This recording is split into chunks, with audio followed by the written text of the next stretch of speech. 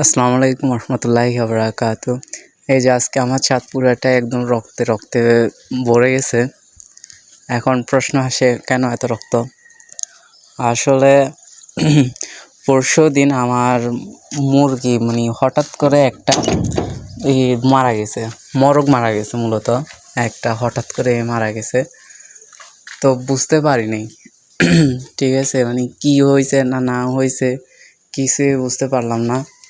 এরপরে তারপরের দিন দেখলাম যে এবার আমার 3 থেকে 4 কেজি প্লাস হবে মরক, বাইরে 3 থেকে 4 কেজি প্লাস হবে। সব মরক একদম হঠাৎ হঠাৎ করে মারা গেছে। বুঝলামতে পারলাম না যে সমস্যাটা কি হয়েছে। এরপরে আমি খাবার দিয়েছি, সবগুলো দেওয়ার পরে দেখি ভালো, কিন্তু বিকেলবেলা আসি দেখি যে মুরগি মারা গেছে। সাথে সাথে ডাক্তারের কাছে গেলাম। ডাক্তার কাছে যাওয়ার পরে ডাক্তারে 600 টাকার আমাকে ওষুধ দিছে। তো ওষুধ দেওয়ার পরে আমি ওষুধ নিয়ে আসছি। ওষুধ নিয়ে আসার পরে এই খাওয়াইছি, ভালো ছিল। আবার কালকে বিকেলে দেখতে পেলাম যে আমার 3 থেকে 4 কেজি মোরগ একটা মারা গেছে। বাইরে এগুলো দেখে একদম অবস্থা খারাপ।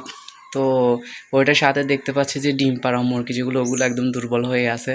তো সেই জন্য একদম সবগুলাই শেষ করে দিছি, জবাই করে দিছি সবগুলাই। এখন আজকে আমার একদম পুরা খামার একদম হয়ে গেছে, ফুল খালি। আমার কি বলবো, আমার কান্না চলে আসতেছে, এরকম অবস্থা। মুরগিকে খাবার দিছি, খাবার যেভাবে ওইভাবে রয়ে গেছে। আজকে থেকে একদম সবগুলাই শেষ।